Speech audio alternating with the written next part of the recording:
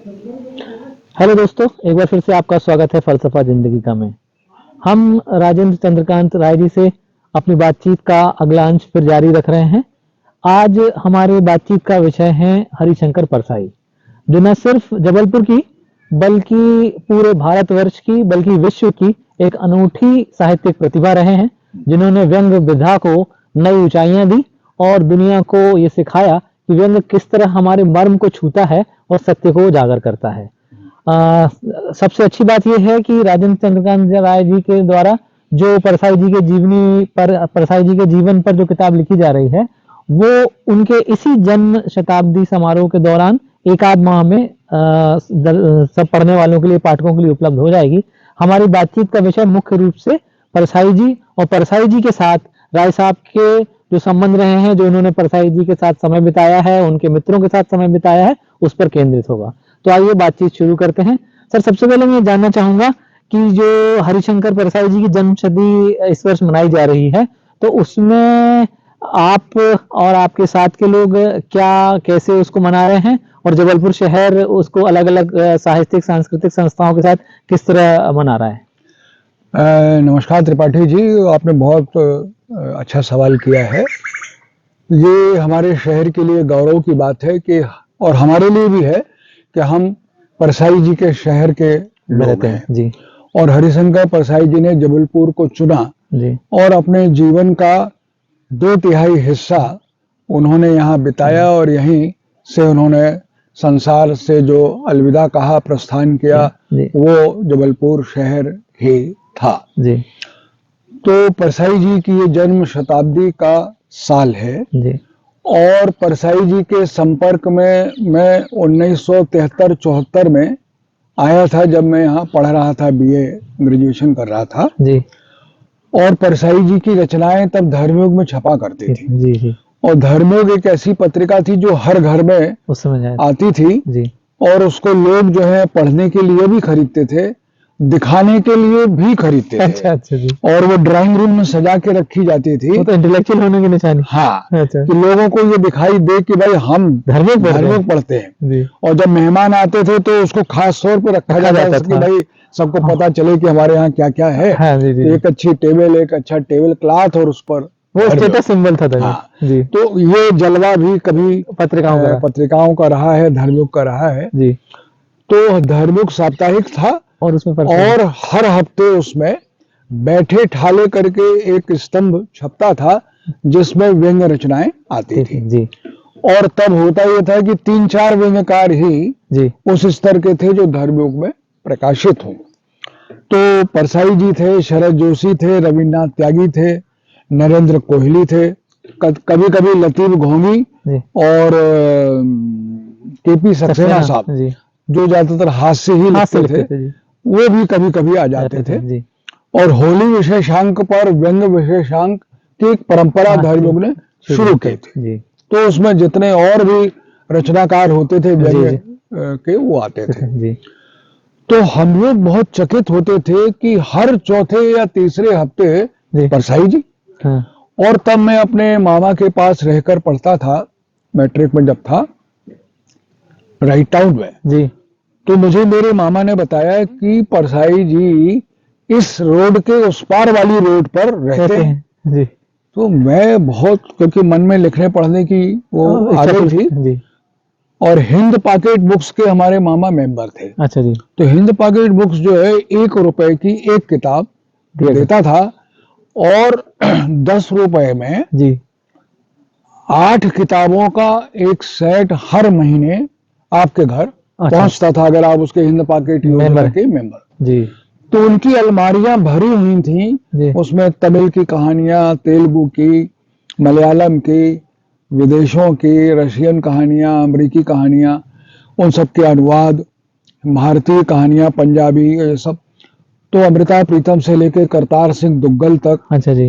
इन सब, तो वो हम एक उपन्यास एक दिन में खत्म कर लेते थे जी।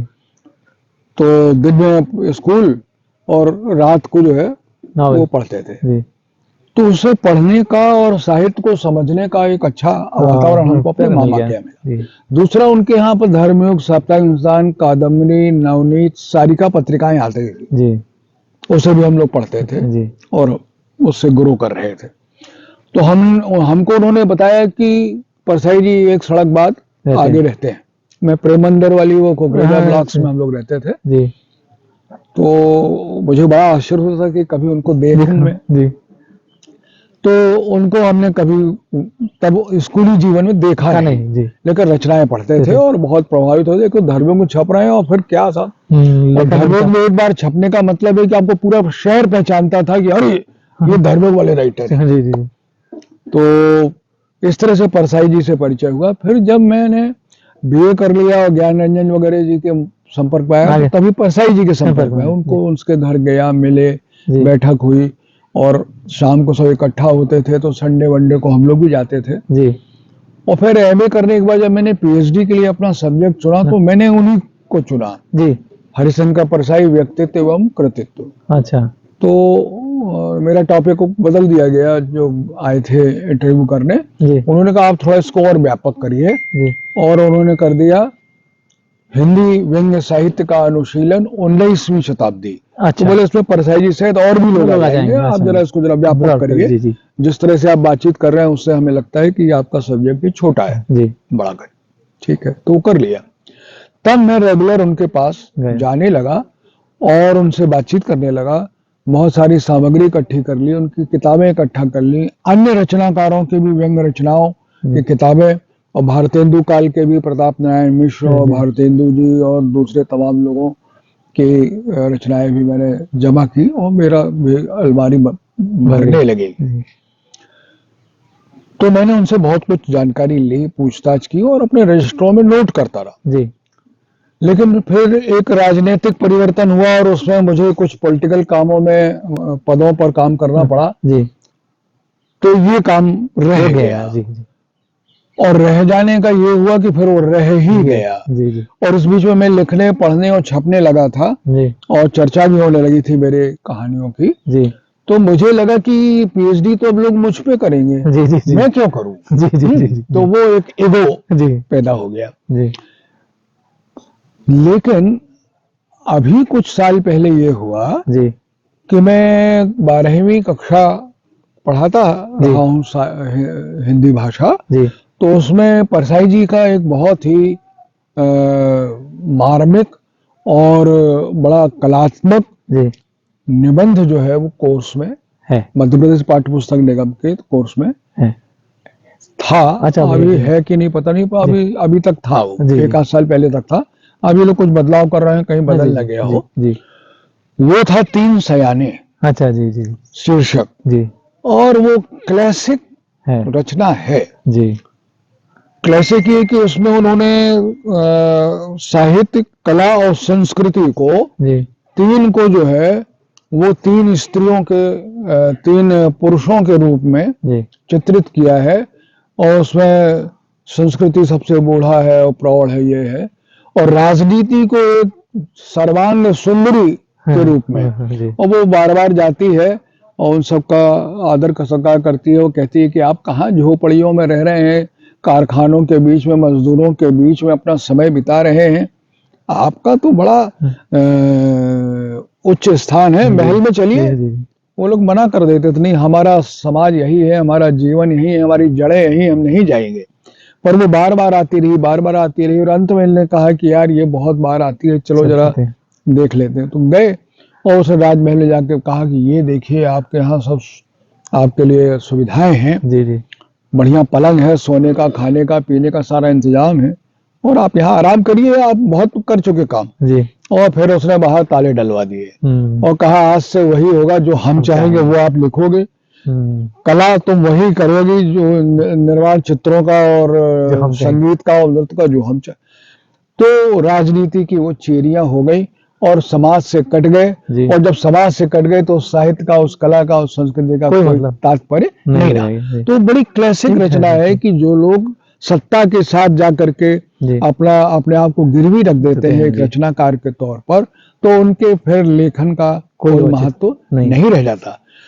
रचना और रचनाकार सदैव ही सत्ता का एक प्रतिपक्ष होता है। जी जी जी। सत्ता अच्छी हो बुरी हो जैसे कि कैसी भी हो, उसको हमेशा पर वो अपोजिशन बार बार वाच करता है और उसको जो है वो लालटेन लेके आगे आगे चलने वाली जी जो है वो दृष्टि जो है वो रचनाकार की होती है। जी लेकिन जब वो सत्ता के साथ शामिल हो जाता है, उसके पक्ष में चला जाता है, जी जी उसके हित उसके अपने हित बन जाते हैं, जी जी, तब वो भाग जनता चढ़ाव बन से जाता। कट जाता है और फिर एक लोकतांत्रिक जी समाज में जी जी, ऐसा साहित्य जो है वो कोई मतलब का नहीं, उसका कोई व्यर्थ हो हाँ जी जाता जी है, जी, प्राणहीन हो हो जाता जाता है। है। तो परसाई जी उसकी तरफ ये मैसेज देते हैं। जब मैं उसको पढ़ाता था तो दो पाठशालाएं शुरू हो जाती थी, एक जहां मैं पढ़ा रहा होता था और एक पाठशाला मेरे अंदर खुल जाती थी जो मुझे कहती थी कि तुमने परसाई जी पर कोई काम नहीं किया, अब तक क्यों नहीं किया, हाँ उसी अब से तक क्यों नहीं किया। जी अच्छा, 3 सेक्शन थे हमारे यहाँ 12वीं के, तीनों में मैं लड़कों की डिमांड पर मैं ही पढ़ाता था। जी बोला हम यहीं से पढ़ेंगे। तो दूसरे वाले एक और व्याख्याता थे जो मेरे गुरु भी रहे थे, जी, वो उनको कहते थे नहीं इनको आराम करने दो, हम आप इसे पढ़ लेंगे। तो फिर मैं दूसरी क्लास में फिर वही पाठ पढ़ा रहा हूँ, हाँ तीसरे में सेक्शन में फिर पढ़ा रहा हूँ। तो इस तरह वो पूरे टाइम दिमाग में बात, चलता। और घर आऊं तो दूसरी चीजें हैं, दोस्ती है, याराना है, पॉलिटिक्स है और मित्रता है, तो ये चलता रहा। फिर मैंने तय किया कि हाँ मुझे कुछ करना है, मैं क्या करूं। जी मुझे फार्म नहीं मिला। जी फिर एक दिन जो है अभी जाकर के 3 साल पहले जी मैं फेसबुक पर अपने दास्ताने दोस्ताना लिख रहा था। जी जी जी तो दास्ताने दोस्ताना में अचानक परसाई जी का जिक्र आया, जी, क्योंकि उस समय का मैंने हाँ जिक्र किया जी और वो अनंत होता चला गया। जी, तो मैंने कहा ये तो इंडिपेंडेंट हो रहा है। हाँ हाँ, तो मैंने फिर उसको अलग किया और वहाँ फिर सिर्फ परसाई जी पे पे लिखा। लिखा, जी जी, और परसाई जी पे लिखा तो 1000 पृष्ठ हो गए। बाप रे, तो मैंने फिर समझा कि और अंदर रिसर्च कितना, की, जी जी खोजबीन की, जी जी और मेरे पास जो सामग्री थी जी उनकी सारी किताबें जो थी उनको जी मैंने दोबारा पढ़ा जी और सब पूरा काम किया। और फिर मैंने अपने मित्र रामेश्वर नीखरा से कहा जी, कि मैंने काम कर लिया है, पर मुझे परसाई जी की हर उन जगहों पर जाना है जहां जहां उन्होंने अपना समय बिताया। बताया, जी जी तो और आप 3 दिन का समय मुझे दीजिए, जी, 3 दिन 4 दिन का, और राजनीतिक बात आप किसी से नहीं करेंगे और सबको मना कर दीजिए कि कोई आपसे राजनीतिक बात चर्चा नहीं उन है, 4 दिनों में 3 दिनों में नहीं करे। जी उन्होंने यही किया। जी और ज्यादातर समय जो परसाई जी का है वो उनकी पूरी कॉन्स्टिट्यूएंसी है। जी जी जी, होशंगाबाद बात, के जमानी में वो पैदा हुए जी जी, और उसके बाद जो है वो टिमरनी में और रहे, रहट गांव में और दूसरी तमाम जगहों पर जहां वो रहे पढ़े। और वहां नीखरा जी के चाहने वाली बड़ी फॉलोइंग है। जी जी तो नीखरा जी ने 2-4 लोगों को फोन किया कि ये सब व्यवस्थाएं करो, हम आ रहे हैं, ये कर रहे हैं, ये वो है, और पॉलिटिकल आदमी को नहीं बताना। जी, फिर ये लोग खोज लेते थे, हाँ हाँ, पर वो बात नहीं करते। नहीं, अभी हमने इनको वचन दिया है, आपसे भी बात नहीं करेंगे अभी। तो उन्होंने मेरे लिए रेस्ट हाउस का, गाड़ियों का, सब जानकारों का प्रबंध किया जी, और मैं सब जगह गया।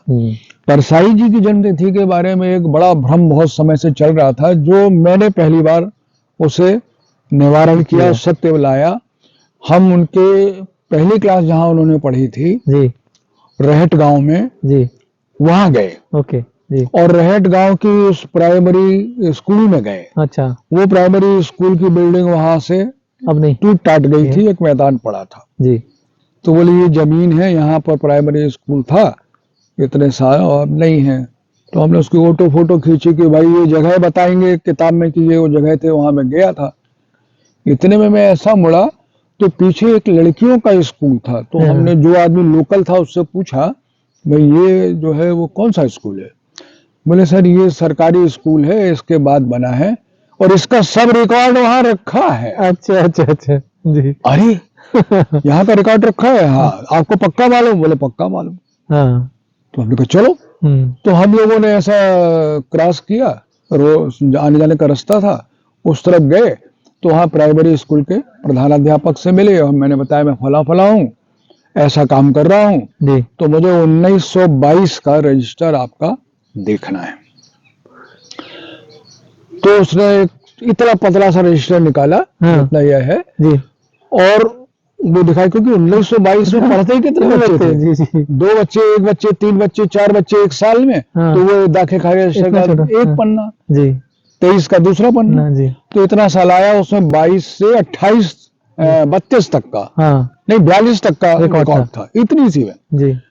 तो मैंने कहा 22 खोज रहा है, तो 22 खोला, हाँ और साहब चौथे 5वें पन्ने पर हाँ हरिशंकर परसाई, पिता का नाम झूमक लाल परसाई, पिता का काम जंगल ठेकेदार, और ये सब, और डेट ऑफ बर्थ ये फला फला सब मिल गया। अच्छा अच्छा। लेकिन असल बात ये पाई गई कि इनकी सब किताबों में उनकी डेट ऑफ बर्थ लिखी है 22 अगस्त 1924, 24 जी और उसमें लिखी है 22।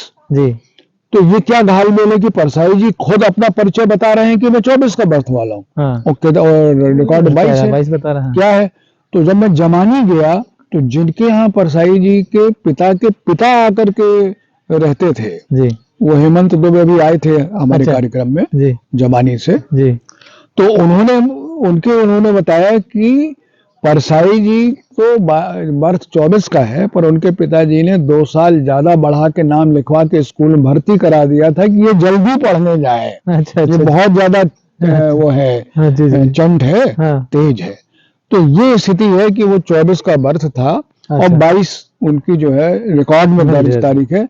तो हमने ये जो एक किताब अभी छापी है, जी जी जी। इसमें हमने ये बात रिकॉर्ड में दर्ज क्या तारीख है और वास्तव में उनकी जन्म तारीख क्या है, ये यहीं से अच्छा इसमें स्टार्ट लिखा किया है। अच्छा जी जी जी जी तो हम लोग ये जन्म शताब्दी वर्ष मनाने के लिए जी। हमने शहर के सारे लेखकों को, रचनाकारों ओके। को, पत्रकारों को, कवियों को, और आप जैसे जी एक्टिविस्ट लोगों को भी आमंत्रित जी किया, बल्कि सुकून ने ही ये सारी बैठकें हमारी अरेंज की, और तय हुआ कि भाई परसाई जी का जो साल है वो हम 1.5 साल तक मनाएंगे। जी जी 23 से स्टार्ट करेंगे और 24 के अगस्त तक मनाएंगे जाएंगे, जी। और हर महीने कुछ ना कुछ छोटा बड़ा कार्यक्रम परसाई करेंगे। जी पे करेंगे जी। तो शुरुआत कैसे करें?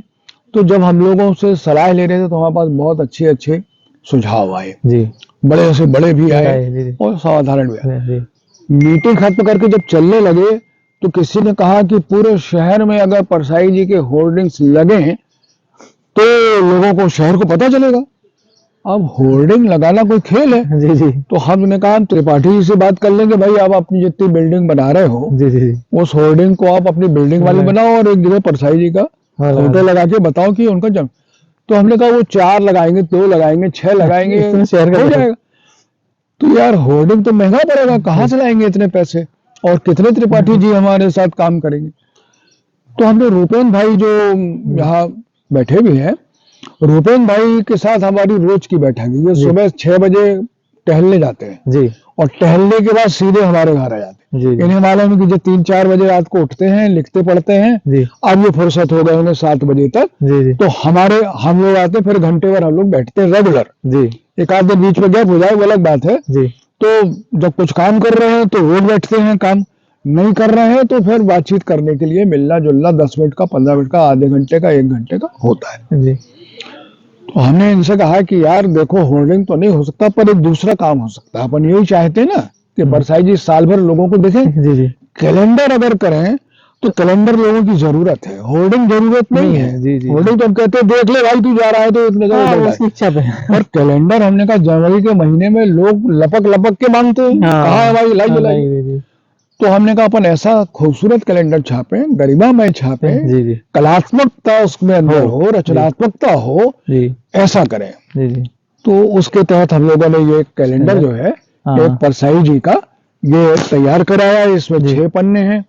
पर देखिए इसमें हम लोगों ने एक नवाचार भी किया है। जी हमने केवल परसाई जी का कैलेंडर नहीं बनाया, जी जी जी हमने परसाई मंडल तलाशा, हाँ और उनके साथ काम करने वाले जो उनके साथी थे, मित्र थे, उनके प्रिय थे, जी गुरु थे, जी जी ऐसे लोगों के 11 लोगों अच्छा। को इसमें शामिल किया। तो इसमें कौन कौन है सर इसमें? इसमें जैसे भवानी प्रसाद तिवारी जो है, जी जी मुक्ति बोध उनके बहुत गजानन माधव मुक्ति बोध, प्रिय जी जी थे, जी जी और भवानी प्रसाद तिवारी जी को जी वो अपना गुरु मानते थे, जी जी और प्रहरी में ही उनकी पहली कहानी छपी थी। अच्छा जी जी और रामेश्वर गुरु के साथ उन्होंने वसुधा पत्रिका निकाली थी। जी जी जी जी और मायाराम सदन उनके दोस्त थे, जिनके साथ खूब हंसी मजाक और लड़ाई झगड़ा सब होता था। जी जी जी जी। और प्रोफेसर हनुमान वर्मा जो है, जो रेक्टर भी थे यूनिवर्सिटी के, डीन भी रहे, वो उनके मित्रों में से थे और उनका बड़ा ध्यान रखते थे। फिर दूसरी तरफ जो है ये महेंद्र वाजपेयी हैं, जो भारतीय कम्युनिस्ट पार्टी के स्टेट सचिव थे, मजदूर नेता थे, और परसाई जी को साम्यवाद की ओर मोड़ने वाले व्यक्ति महेंद्र वाजपेयी जी। ये प्रोफेसर ज्ञान रंजन है, जो पूरे हिंदुस्तान में कहानी को एक नया मोड़ देने के लिए जाने जाते हैं, और संसार की बहुत सी यूनिवर्सिटीज में ज्ञान रंजन को पढ़ाया जाता है। जी जी जी। ये प्रोफेसर मलय हैं, जो 92 साल के हो गए हैं अभी नवंबर के महीने में, और जो लगातार अपनी रचनात्मक सक्रियता में जुटे हुए हैं। जी। ये प्रोफेसर रामशंकर मिश्र हैं, परसाई जी के यहाँ रोज बैठने वाले और रोज मिलने वाले, और परसाई जी जिनको बड़ी आत्मीयता के साथ अपनी आंतरिक व्यथाएं और कथाएं सुनाया करते थे, वो है। ये शेष नारायण राय हैं, जो हिमांशु राय हैं विवेचना वाले, उनके पिता हैं। जी। और इनकी सुपरमार्केट कॉफी हाउस के सामने यूनिवर्सल बुक डिपो होती थी, किताब की दुकान, वहां पर परसाई जी का शाम का अड्डा लगता था, कम्युनिस्ट पार्टी का अड्डा लगता था। तो सारे नेता, मजदूर नेता, लेखक, रचनाकार, नए पुराने वहां इकट्ठा होते। और ये शशिन यादव है। परसाई जी का जो चित्र आप यहाँ आधा शेडेड देख रहे हैं, और ये सारे हिंदुस्तान में सबसे ज्यादा लोकप्रिय चित्र है। और अभी आपने जो मुक्ति बोध का बीड़ी पीते हुए ये चित्र है, ये शशिन यादव का उतारा हुआ है। और शशिन यादव बड़े भारी कलाविद थे, और कई तरह के छायाकार तो वो थे ही, पर उसके अलावा बहुत सारी और कलाएं भी वो इससे जुड़ी हुई, उसको भी जानते थे, कलाविद थे। तो हम लोगों ने फिर ये उनका पूरा एक परसाई मंडल का ये किया, और इसका लोकार्पण कराने के लिए हमने इन्हीं के परिवार के लोगों को बुलाया। और उनके परिजन आए और उन्होंने उसको लोकार्पित किया। तो ये एक तरह का बिल्कुल नया था, और वो इतने गदगद थे, विभोर थे कि हमारे परसाई जी के शताब्दी वर्ष में हमारे पूर्वजों को भी याद किया गया। और हमारा सोचना ये था कि एक आदमी अकेले महान नहीं बनता, उसके साथ उसकी कंपनी, उसके लोग, उसका समय, उसका वातावरण, उसकी मित्र मंडली। जो आप अभी कह रहे थे कि आप अगर 10 लोगों के साथ, क्रिएटिव लोगों के साथ बैठेंगे तो आप क्रिएटिव हो जाएंगे। तो उसी तरह की बात है कि उसको अगर रचनात्मकता का माहौल नहीं मिलेगा तो हमारा ये मानना है कि परसाई को परसाई बनाने वाले लोगों का एक कैलेंडर है। इसमें बहुत से लोग छूट गए हैं, पर हो सकता है कि अगले साल जब हम एक और कैलेंडर निकालने की स्थिति में हो तो हम फिर उनको भी शामिल करेंगे। और अब कैलेंडर में जो लोग हैं वो कौन है, उन्होंने समाज को क्या दिया है, उसके लिए हमको जो है ये एक हमने स्मृतिका प्रकाशित की है। तो सभी 12 लोगों को हमने 2-2 पृष्ठ दिए, ये 24 पेज की है, और उनके जीवन का विवरण, उनके क्रियाकलाप, उनके बारे में जो भी जानकारी हमारे उपलब्ध हो सकी वो है, ताकि कैलेंडर अगर दीवार पे टंगा है और ड्राइंग रूम में किताब रखी है और कोई आपसे पूछता है कि भैया जी किसका कैलेंडर है और ये क्यों है कैलेंडर में, तो आप कह सके इसको पढ़ लो, तो आपको पता जाए ये कौन है। तो हमारे शहर का मिजाज, हमारे शहर का तासीर, हमारे शहर का पूरा एक सांस्कृतिक इतिहास जिन लोगों ने निर्मित किया है, और हम जो बाद में लिखने पढ़ने वाले आए हैं वो इसी परंपरा के एक छोटी धारा है। तो हमें मालूम होना चाहिए कि हमारा छोर कहाँ है। तो हम लोग इसलिए परसाई जी की शताब्दी मना रहे हैं और इसमें निरंतर रहेंगे। हम नई पीढ़ी के पास जाएंगे, प्रतियोगिताएं कराएंगे, हम जो है परसाई जी से जुड़े हुए और भी लोगों को बुलाएंगे। सर अब मैं आपसे, जो आप परसाई जी के ऊपर जो किताब लिखी है, 2 खंडों में है, उसके बारे में कुछ जानकारी लेना चाहूंगा। दोनों खंडों में क्या, किस तरह से आपने, मतलब उनके पहले खंड में क्या है, दूसरे खंड में क्या है, उसके बारे में थोड़ा सा बताएं। परसाई जी की जब 1000 पृष्ठों में चला गया तो मेरे सामने ये समस्या आई कि अगर 1000 पेज की किताब को हम रख के पढ़ते हैं तो उसको मुश्किल होता है कि संभालें कैसे, पढ़ें कैसे, क्या करें। तो 1000 पृष्ठ वाली किताबें मेरे लाइब्रेरी में है, पर्सनल लाइब्रेरी, तो मैंने उनको लेके पढ़ने के लिए किया। तो मैंने कहा कि हम 1-2 पन्ने से ज्यादा नहीं पढ़ पाते, संभाल नहीं पाते ना उसको, कि अपन ने एक हाथ से पकड़ा वो झूल गई और डैमेज हो गई, तो मुश्किल होता है। तो 2 खंड हमने उसके बनाए। तो एक खंड में का नाम है, पहले खंड का हरिशंकर परसाई, जी काल के साथ मुठभेड़, क्योंकि अच्छा। उनका जीवन का जो पूरा जीवन उनका संघर्ष में रहा है। जी हमेशा जो है वो चरम संघर्ष में रहे, वो आर्थिक रूप से बहुत विपन्नता में जिए, लेकिन उनका जो स्वाभिमान था वो कभी डैमेज नहीं हुआ।